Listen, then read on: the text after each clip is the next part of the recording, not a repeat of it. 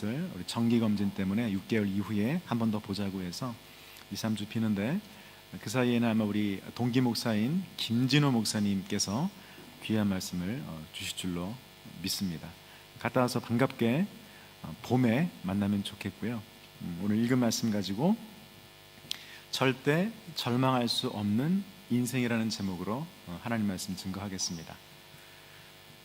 방금 말한 것처럼 이 제목에 해당되는 사람, 절대 절망할 수 없는 인생, 누구를 가리켜 말하는 걸까요? 허벅지 부상을 극복하고 재기에 성공한 우샤인 볼트를 말하는 걸까요? 아니면 슬럼프에 빠졌다가 화려하게 이 스크린에 컴백한 영화배우를 말하는 걸까요? 아니죠. 저는 절대 절망할 수 없는 유일한 인생은 그리스도인이라고 믿습니다. 왜냐? 예수 그리스도를 모시고 살고 있기 때문에 그리스도인은 절절인, 절대 절망할 수 없는 인생이라고. 웃을 줄 알았어, 소리가. 닥터는 이런 유머에 안 웃을 줄 알았는데. 절절인, 절대 절망할 수 없는 인생이에요. 왜요? 우리 안에 계시는 예수님께서는 꺾일 수 없는 분이니까. 그분은 결코 부러지는 법이 없는 분이시기 때문에 그분을 모시고 있는 우리 그리스도인들 역시 절대로 절망할 수 없는 인생이라는 말이죠. 찬양에 은사가 있는 한 우리 청년을 신방하는데 그 마음속으로 찬양이 나왔습니다. 여러분도 아마 아시는 걸지 모르겠는데요. 아침마다 새롭고 늘 새로우니 주의 성실이 금이라. 죄송해요. 얼굴이 지금 죄송해요. 이렇게 제가 노래하기 싫군요. 네, 굉장히 당황하시는데. 네, 성실하신 주님. 예레미야 애가 3장 22절 23절 말씀이죠. 여호와의 인자와 긍휼이 무궁하심으로 우리가 진멸되지 아니함이니 이것들이 아침마다 새로우니 They are new every morning. 주의 성실이 크도소이다.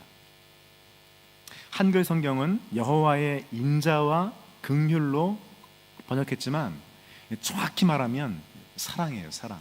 헤세드라고 하는 히브리어는 인자나 긍휼보다는 사랑에 조금 더 가까운 그런 뜻을 가지고 있죠. 하나님의 사랑은 끝도 없다는 거예요. 하나님의 사랑은 변함이 없다는 거예요. Never fail. 하나님의 사랑은 결코 실패하는 법이 없더라는 거죠. 그분의 사랑은 new every morning. 아침마다 새롭고 또 새롭고 또 새롭고. 그래서 예레미야가 방금 제가 불렀던 그 이상한 찬양을 작곡해가지고 감탄한 거죠. How great is your faithfulness. 하나님이 신실하신 분입니다 라고 감탄했던 거예요. 여러분도 그렇죠? 오늘 아침에 이 사랑에 감탄해서 일어나셨죠? 아침마다 새로운 이 사랑 때문에 너무 흥분되어서 하루를 시작하신 것 맞죠? 내일도 그 아침마다 새로운 사랑 때문에 벌떡 일어나서 하루를 시작하실 거죠? 주여. 네. 워낙 살기 때문에 우리는 감동하지 않아요. 그러나 이 사랑 때문에 노래하고 감격하고 감탄하며 every morning, 날마다 하루를 시작하는 사람이 바로 우리 그리스도인들이라는 얘기를 하고 싶은 거죠. 그런 사람은 절대로 절망할 수 없다는 거예요. 예레미야의 노래를 들으면서 이렇게 반문할 수 있죠. 예레미야는 그런 상황이었겠죠. 노래가 나올 만한 상황이었겠죠 라는 반문이 생길 수 있습니다. 하지만 조금 아시는 분들은 파악했을 거예요. 예레미야의 별명이 무엇입니까? 그의 닉네임은 눈물의 선지자였습니다. Lamentation. 이 지금 불렀던 이 노래도 그냥 노래가 아니라 애가예요. 애가. 슬픔의 노래. 그는 조국의 패배와 동족들의 포로로 끌려가는 장면을 보면서 슬픔 가운데 있었습니다. 방금 말했던 예레미야 애가 3장 22절 이전에 어떤 말씀이 나옵니까? 내 고초와 재난 곧 쑥과 담즙을 기억하소서. 내 마음이 그것을 기억하고 내가 낙심이 되오나 이것을 내 마음에 담아두었더니 그것이 오히려 나의 소망이 되었습니다. But I have hope. 그냥 I have hope이 아니고 그러나 내게 소망이 있다는 거예요. 고난이 있지만 소망이 있다는 거예요. 쑥과 담즙 같은 그런 bitterness, 쓰디쓴 현실이 있지만 but I have hope. 이게 진짜 소망이라는 거예요. 그는 절망 속에서도 소망의 꽃을 피워낸 그런 인생이었습니다. 그렇죠? 그리스도인은 절망의 잿더미 속에서도 소망의 꽃을 피워낼 수 있는 사람인 줄로 저는 믿습니다. 강영호 박사를 아시죠? 미국의 인권 차관보까지 올랐던 눈먼 새의 노래라는 아마 책도 읽어본 분들이 있을 텐데, 얼마 전에 췌장암으로 돌아가신 분이신데, 그러나 그는 그의 전 삶을 통해서 수많은 사람들에게 아주 귀한 감화력을 끼쳤습니다. 이분이 중도 실명자인데요. 날 때부터 맹인이 아니었었고 축구하다가 공에 맞아가지고 실명한 케이스인데, 중도 실명자로서 절망 속에 있다가 예수님을 만나서 많은 사람에게 희망을 선물했던 그런 분입니다. 오늘 본문에도 이 강영우 박사와 비슷한 사람이 나오죠. 그의 이름은 바디메오였습니다. 바디메오는 어떤 사람이었습니까? 한마디로 말하면 아무런 소망이 없는 인생이었어요. 성경은 오늘 바디메오를 이렇게 소개하죠. 디메오의 아들인 맹인 거지 바디메오가 길가에 앉았다가, 바디메오, 바는 아들이고 디메오는 사람 이름이니까 디메오의 아들인 바디메오가, 이렇게 말하고 있는 거예요. 무슨 말이에요? 설명할 수 있는 게 하나도 없어요. 캐리어에 넣을 수 있는 게 하나도 없습니다. 디메오의 아들 바디메오, 이거밖에 없는 거예요. 같은 말을 반복할 수밖에 없을 정도로 그는 이력이 초라한 사람이었습니다. 아무것도 내세울 수 없는 사람이었어요. 디메오의 아들인 맹인 거지 바디메오가 길가에 앉았다가, 이 짧은 한 문장은 바디메오가 어떤 인생을 살고 있었는지를 분명하게 보여주고 있습니다. 맹인이었죠. 앞을 못 보는 시각 장애인이었습니다. 우리는 몰라요. 죽었다 깨어나도 우리는 그 시각 장애인들이 얼마나 불편하고 얼마나 힘들게 살아가는지 우리는 모릅니다. 뿐만입니까? 몸도 불편한데 거기다가 가난했어요.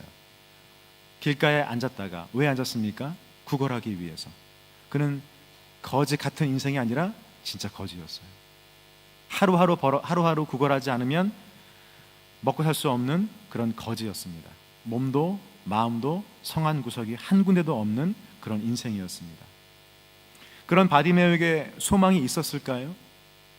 누가 보아도 바디메오는 소망이 있다고 말할 수 없는 그런 인생이었어요. 더 이상 추락하려고 싶어도 추락할 수 없는 밑바닥 인생을 살고 있었다는 말이죠. 그런데 아무런 소망이 없어 보이던 바디메오가 눈을 떴습니다. 심청에도 못했던 일을 한 거예요. 신봉사도 못했던 그 일을 바디메오가 한 거예요. 시력을 회복하고 그는 구원을 받았습니다. 뿐만 아니라 그 자리에서 예수님을 따르는 신실한 제자가 되었습니다. 이게 얼마나 놀라운 일인지 몰라요. 만약 이 자리에 나는 실패한 인생이야, 나는 소망이 없어, 나는 이제 완전히 끝장이야, 그런 분이 계시다면 누구를 주목해야 돼요? 바디메오를 주목해야 합니다. 우리는 바디메오 사건을 통해서 그리스도 안에서는 어떤 사람도 절대 절망할 수 있는 허락을 받지 못했다. 쉽게 말해서 누구도 절망할 수 없다는 사실을 깨닫게 됩니다. 죄인 취급받으면서 이스라엘에서는 그냥 눈먼 게 아니라 누구의 죄인지 모르지만, 부모의 죄인지 아니면 본인의 죄인지 모르지만 죄 때문에 장애를 입었다고 생각했던 그 유대 사회에서 그는 죄인 취급받으며 밑바닥 인생을 살았습니다. 그랬던 바디메오가 회복되었다면 우리 중에 회복될 수 없는 사람이 누가 있겠습니까? 초라하게 구걸하던 인생이 그리스도의 제자가 될 수 있었다면 우리도 영광스러운 인생이 될 수 있다는 말이에요. 바디메오가 다시 시작할 수 있었다면 오늘 이 자리에 절망할 수 있는 사람은 아무도 없다는 말입니다. 우리는 아무리 어려워도 일어날 수 있습니다. 바닥을 치고 있다 할지라도 다시 비상할 수 있습니다. 믿습니까, 여러분? 이 그리스도인이라는 거예요. 자, 그렇다면 오늘 본문의 바디메오는 어떻게 해서 회복될 수 있었을까? 어렵지 않죠? 결론부터 말하면 예수 그리스도를 만났기 때문이에요. 예수님 만나면 회복될 수 있습니다. 예수님 안에서는 어떤 절망도 딛고 일어날 수 있다는 말이에요. 지금 이 당시에 예수님은 유월절을 지키시기 위해서 예루살렘으로 올라가는 길이었습니다. 그 길에 잠깐 여리고를 방문하시는 거예요. 여리고에서 36km만 떨어지면, 더 가면 바로 예루살렘이었습니다. 예수님과 12 제자들은 유월절을 지키기 위해서, 이 유대인들의 절기였던 유월절을 지키기 위해서 다른 무리와 함께 지금 여리고에서 예루살렘으로 올라가는 중이었습니다. 그 와중에 누군가 저분이 나사렛 예수시다, 그런 말을 이 바디메오가 들었던 거예요. 눈이 보이진 않았지만 그의 귀가 그 말에 꽂혔습니다. 그래서 큰 소리로 다윗의 자손 예수여 나를 불쌍히 여기소서. 제가 지금 한 거에 100배 정도 크게 했을 거예요. 절규했습니다. 목이 터져라 그는 예수님을 불렀습니다. 한 번 부른 게 아니었어요. 한 번, 두 번, 세 번 목이 터져라 예수님을 불렀습니다. 뭘 보면 알아요? 사람들이 책망하죠. 조용히 해! 이 거지가 지금 재수없게 아침부터 주변 사람들의 책망에도 아랑곳하지 않고 바디메오는 예수님을 부릅니다. 다윗의 자손이여 나를 불쌍히 여기소서. 무슨 말이에요? 바디메오 알았다는 거예요. 예수님을 만나야만 내가 살 수 있구나. 예수님 만나야만 내가 일어날 수 있구나. 바디메오는 그렇게 믿고 있었습니다. 우리도 마찬가지죠. 주 예수의 이름을 부를 때부터 회복이 시작됩니다. 주님을 만날 때부터 우리 인생에 장애물이 거치고 안개가 거치고 새로운 삶을 살 수 있다는 거예요. 바디메오의 이 부르짖음을 누가 들었습니까? 예수님이 들었어요. 예수님은 맹인 거지 바디메오, 사회적으로 아무런 가치 없는 인생, 지나가도 아무런 길티가 안 되는 그런 상황 속에서 바디메오의 음성에 귀를 기울이십니다. 그의 말을 경청하십니다. 가던 길을 멈춰요. 그리고 그를 데려오라고 명하십니다. 이 부분을 묵상하며 저는 참 감사했습니다. 왜 그래요? 우리 주님은 그런 분이세요. 다른 사람들은 그냥 무시하고 사람 취급도 하지 않았던 이 맹인 거지의 절규를 들으시고 가던 길을 멈추시는 분, 하나님의 아들임에도 불구하고 죄인과 세리와 창녀와 모든 소외된 인생들을 향하여서 귀를 여시는 분, 그분이 누구라고요? 여러분과 제가 믿고 있는 예수님이라는 말이에요. 이게 얼마나 우리에게 큰 위안이 됩니까? 사실요, 갈릴리에서 예루살렘 가는 길에는 한 4가지 길이 있습니다. 그리고 굳이 여리고를 지날 필요가 없어요. 여리고 아시죠? 누가복음의 선한 사마리아인의 비유에 보면 이 여리고로 가는 길에는 도둑대들이 많았습니다. 험한 길이었어요. 가파른 길이었습니다. 그 길로 가지 않고 지중해 해안길을 따라가거나, 비치워킹이죠, 따라가거나 아니면 요단강 동편길을 이용하면 훨씬 더 안전하고 빠르게 예루살렘에 올라갈 수 있었습니다. 하지만 굳이 예수님은 여리고를 택해서 그 길을 지나 예루살렘에 올라가시는 거예요. 왜요? 왜 주님은 이 가파른 길, 험한 길, 심지어는 도둑대가 출몰하는 길, 그 길을 택했을까요? 저는 바디메오 때문이라고 믿습니다. 바디메오 한 사람을 구원하기 위해서, 그것도 맹인, 거지, 아무런 볼품없는 인생, 그를 위해서 예수님은 굳이 일부러 의도적으로 여리고를 지나는 길을 택하신 줄로 저는 믿어요. 그분은 오십니다. 약한 자에게, 소외된 자에게, 불쌍한 자에게 오십니다. 구원받아야 할 자에게 오십니다. 여리고를 지나 바디메오에게 오신 예수님이라면 오늘 우리에게도 오실 줄 믿습니다. 아무리 깊은 절망 속에 우리가 갇혀있다 할지라도 주님 우리를 찾아오실 줄로 믿습니다. 우리가 꼭꼭 숨어서, 머리카락도 안 보이게 꼭꼭 숨어서 아무도 나를 발견하지 못할 거라고 믿고 있는 그 절망의 현장에도 예수님은 찾아오실 줄로 믿습니다. 그러므로 돈이 떨어지고 사랑하는 사람과 헤어지고 가정이 무너지고 건강에 문제가 생기고 술과 담배와 도박과 쾌락에 중독된 인생도 주님이 찾아가셔서 구원해 내실 줄로 믿습니다. 사랑하는 여러분, 어떤 절망의 현장에 있다 할지라도 잊지 마세요. 다윗의 자손 예수여, 나를 불쌍히 여기소서. 우리가 주의 이름을 부르기 시작하면 그때부터 우리의 인생이 회복되고 우리 앞에 하나님이 주시는 소망, 절망의 잿더미에서 소망의 개나리, 이상하죠? 개나리 꽃말이 소망이에요. 소망의 개나리가 피어날 줄 믿습니다. 예수님께서 부르신다는 말을 듣고 바디메오가 어떻게 했습니까? 그냥 앉아 있을 수가 없었어요. 도저히 그 자리에 그냥 앉아서 계속 부르고 있을 수가 없었습니다. 어떻게 해요? 벌떡 일어나가지고 뛰어갑니다. 누가요? 블라인드가. 앞이 안 보이는데 모르겠어요. 어떻게 뛰어갔는지 어디로 갔는지 모르겠는데 성경은 분명히 바디메오가 벌떡 일어나서 뛰어갔다고 말합니다. 그 전에 바디메오는 어떤 행동을 취합니까? 겉옷을 던져요. 왜요? 뛰어가야 되는데 겉옷이 거추장스러우니까. 우리야 뭐 겉옷 이렇게 벗고 그냥 뭐 딴 일 하는 거 괜찮죠? 하지만 이 당시에 겉옷 한 벌은요 통으로 짠 옷이잖아요. 굉장히 비쌌습니다. 티코 한 대 값이었어요. 미크라 한 대 값이에요. 미크라 한 대 값. 1,000만 원 넘는. 근데 그걸 버린 거예요. 누가요? 맹인이. 던지면 수많은 무리 속에서 찾을 수 있어요? 없어요? 못 찾아요. 못 찾아. 겉옷 버리면 가난한 자에게 전 재산이었던 겉옷 만불 버린 거예요. 만불.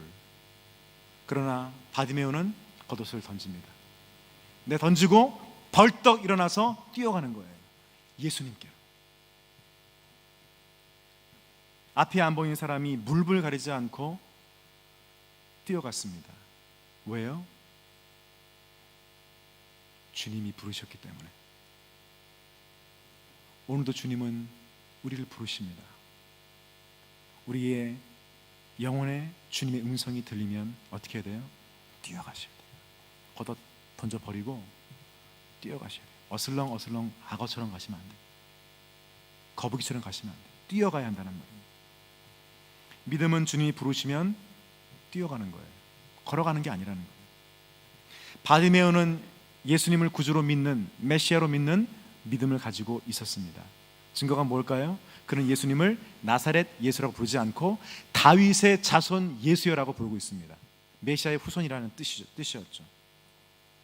예수님 역시 그의 믿음을 인정하신 것 같아요. 52절에 보니까 내 믿음이, your faith, 내 믿음이 너를 구원하였네. Your faith has healed you. 너의 믿음이 너의 아픈 부분을, 너를 구원했다고 예수님께서 말씀하신 거 보면 바디메오는 예수님을 그냥 선생이 아니라 메시아로, 그리스도로 믿었던 그런 믿음을 가지고 있었다고 저는 그렇게 믿습니다. 토마스 왓슨이라는 분은 이렇게 말합니다. 믿음은 우리를 걷게 하지만 확신은 우리를 뛰게 만든다. 믿음은 우리를 걷게 하지만 확신은 우리를 뛰게 만든다. 여러분 어떻습니까? 걷고 있습니까? 뛰고 있습니까? 주님이 부르시면 걸으면 안 돼요. 우샤인 볼트처럼 뛰어야 합니다. 100m 달리기, 오늘 시티 서프 마라톤 지쳤으면 쓰러질 텐데 마라톤 심정 가지고 끝까지 달려가야 하는 게 바로 믿음이라는 거예요. 한 3주 전에 체스도에 살고 있는 우리 한 형제가 세 가족인데 교회를 와야 되는데 셔틀을 놓친 거예요. 이유는 모르겠는데 놓쳤습니다. 호주 온 지 얼마 안 됐고 또 세 가족이니까 하루는 교회 이렇게 전문용어로 땡땡이 이렇게 땡땡이 쳐도 누가 뭐라 안 하잖아요. 세 가족인데 셔틀을 놓쳤는데 어떻게 왔어요? 예배 시간에 좀 늦게 왔습니다. 알고 봤더니 체스트에서 리버사이드까지 걸어온 거예요. 걷다가 뛰다가 쉬다가 울다가, 울진 않을 것 같고, 걷다가 뛰다가 쉬다가 1시간 반을 걸려서 여기 온 거예요. 거의 예배 끝날 때쯤 해가지고. 제가 그 얘기 듣고 얼마나 도전받았는지 모릅니다. 새 가족이 이런데 난 어떻게 해야 할까? 난 뛰다가 달리다가 질주하다가 그렇게 쓰러져야겠다. 도전을 받게 되었습니다. 토마스 왓슨의 말처럼, 또 그 청년의 발처럼 뛰어가는 인생이 되시기를 바랍니다. 바디메오가 뛰어오는 걸 보시고, 그 앞에 안 보이는 사람이 겉옷 내던지고 막 뛰어오는 걸 보시고 예수님 물으시죠. 무엇을 하여 주기를 원하느냐? 고민도 하지 않고 주여 보기를 원하나이다. 당연한 얘기죠. 그렇게 바디메오가 고백하니까 예수님께 즉시 가라, 내 믿음이 너를 구원하였느니라 선포하십니다. 그러자 어떤 일이 벌어집니까? 52절 뒷부분을 보니까 그가 곧 보게 돼요. 그가 곧 보게 돼요. 우리말로는 조금 애매모호하게 나와 있는데요, 이 원문의 말은 영어로 하면 Let me see again 이란 뜻입니다. 그가 즉시 다시 보게 되었다는 뜻이에요. 무슨 말이에요? 바디메오는 원래 태어날 때부터 블라인드가 아니었어요. 여러분처럼 눈을 뜨고 사물을 보고 자연을 보고 부모님을 봤던, 친구를 봤던 그런 사람이었습니다. 더 힘들죠? 애당초 눈을 감고 못 떴다면 누릴 수 있는 게 없었습니다. 그러나 그는 모든 걸 다 누릴 수 있었어요. 다 보았습니다. 그랬다가 어느 순간 이유는 모르지만 중도의 시력을 잃은 거예요. 가지고 있던 거 내려놓을 때 쉽습니까? 그것이 귀하면 귀할수록 가슴이 찢어져요. 사랑하는 사람과 헤어져야 할 때 그 아픔은 이루 말할 수 없습니다. 내가 꾸었던 그 꿈을 포기해야 할 때 그 실망감은 무엇으로도 표현할 수 없습니다. 바디메오 그런 인생이었다는 거예요. 중도 실명자. 그랬던 바디메오가 시력을 다시 회복했습니다. 놀라운 기적이 아닐 수 없다는 거예요. 하지만 이 중도 실명자가 다시 보게 된 것, 이 놀라운 기적도 중요한데요, 오늘 본문은 이 눈을 뜨는 것에 초점을 맞추지 않습니다. 누가는, 이 복음서를 기록한 누가는 어디에 초점을 맞추고 있느냐? 눈뜬 이후의 바디메오의 삶에 포커스를 맞추고 있는 거예요. 오늘 본문의 클라이막스는 시력을 회복한 게 아니라는 거예요. 다시 한번 52절을 잔잔히 보십시오. 같이 한번 읽어봅시다. 52절 말씀 시작. 예수께서 이르시되 가라, 내 믿음이 너를 구원하였느니라 하시니 그가 곧 보게 되어 예수를 길에서 따르니라. 어디에 제가 강조점을 두었습니까? 길에서 예수를 따르니라. 누가요? 길에서 구걸했던 맹인 거지가 길에서 예수를 따르니라.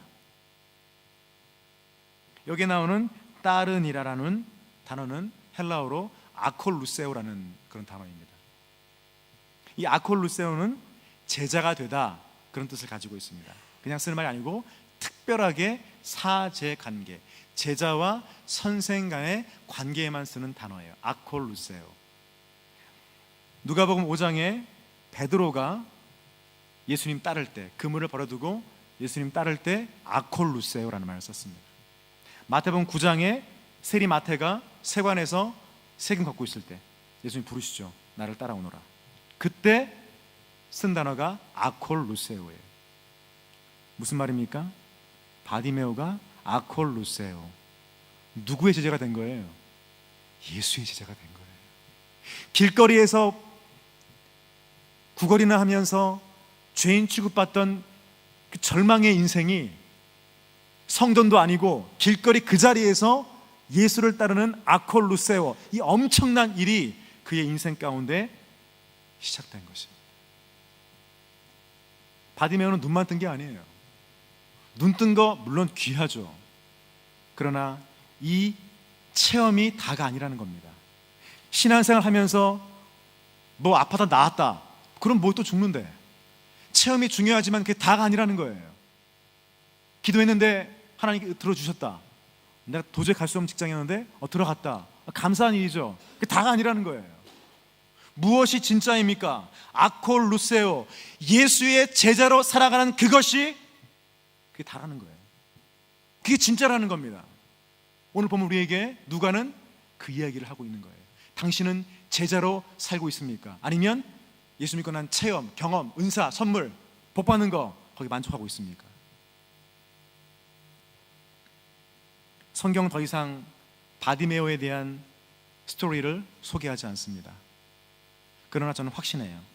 바디메오는 그 자리에서 예수를 따른 이후에 끝까지 참된 예수의 제자로 살아갔을 줄로 믿습니다. 그 증거가 뭐예요?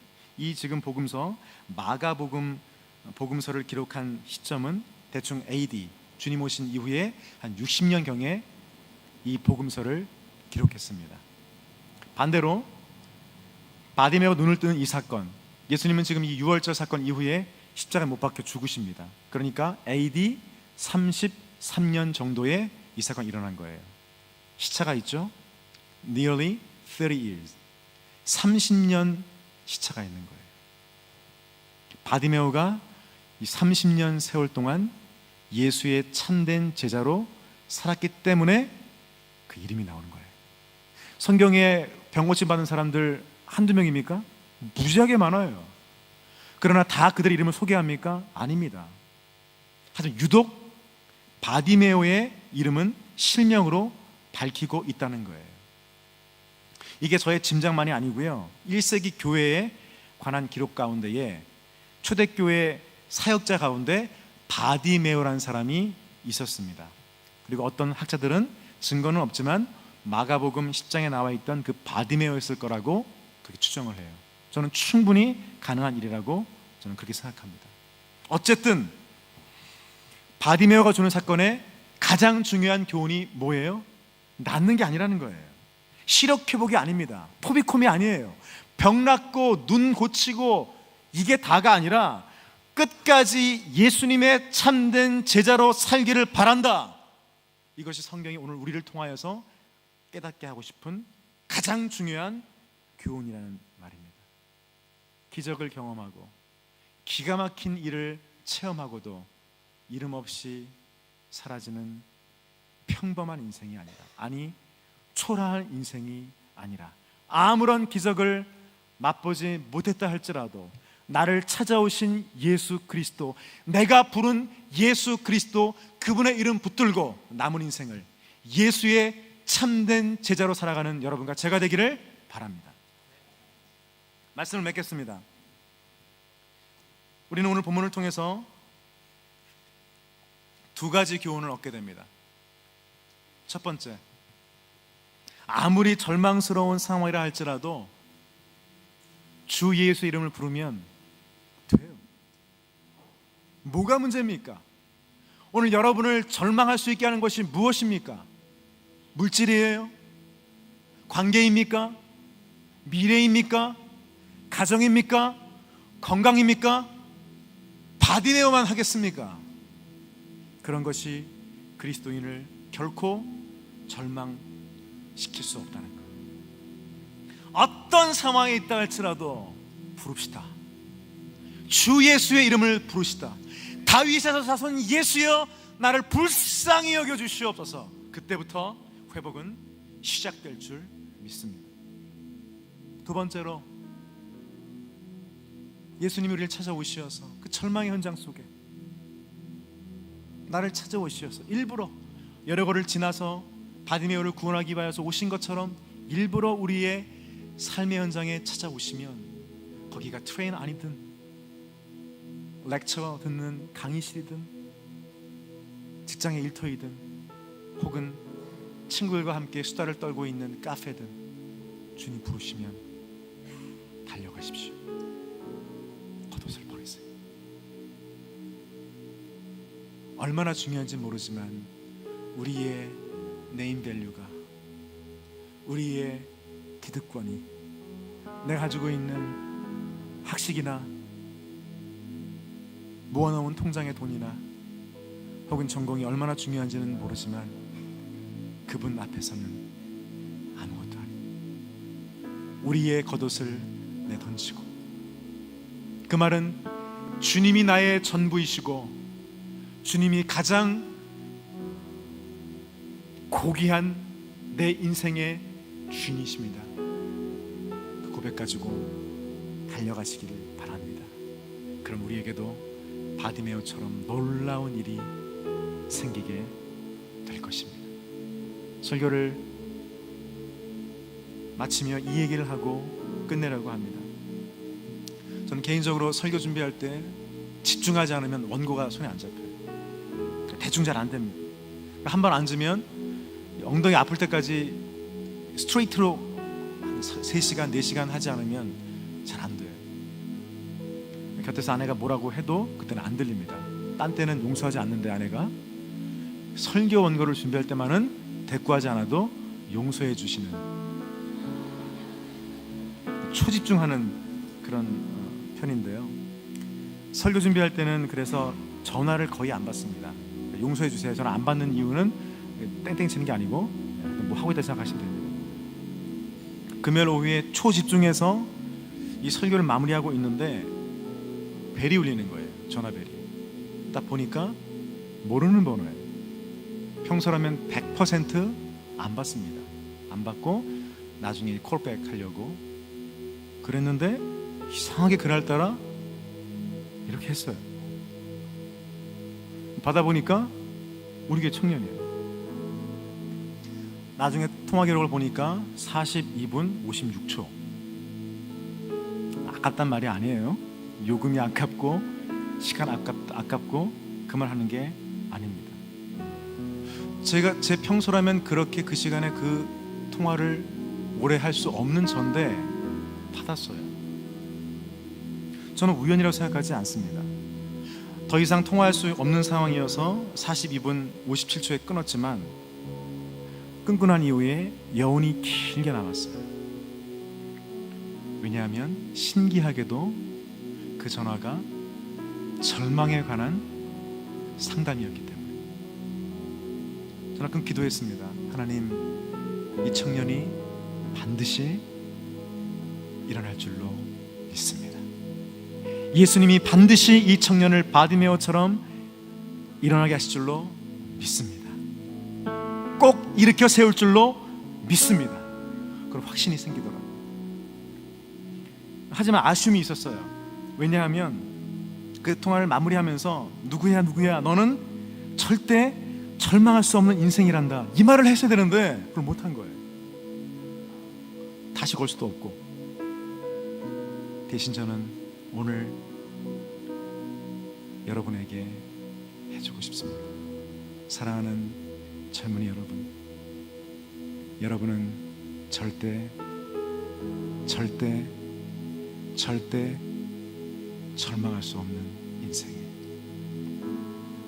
이것이 오늘 설교의 제목이고, 이것이 오늘 설교의 내용이고, 이것이 오늘 설교의 결론입니다. 오늘도 예수님이 우리를 찾아오셨습니다. 우리와 함께 하십니다. 앞으로 영원토록 우리와 함께 하시겠다고 약속해 주셨습니다. 그렇기 때문에 우리는 어떤 상황에도 절대로 절망할 수 없는 인생인 줄로 믿습니다. 그 믿음 가지고 예레미야처럼 노래합시다. 쑥과 담즙과 재 속에서도 소망의 개나리 활짝 피워냅시다. 우리 이 믿음 가지고 바디메오처럼 겉옷 내 던지고 주님을 향하여 달려갑시다. 다윗의 자손 예수여 나를 불쌍히 여기소서, 그렇게 부르고 주님 앞에 서면 주께서 우리도 바디메오처럼 단 한 번 사는 인생, 나를 위하여 십자가에 못 박혀 죽으신 예수님을 따라 영광스럽고 찬란한 예수의 제자로 살게 하실 줄로 믿습니다. 우리 함께 말씀을 기억하며 기도합니다.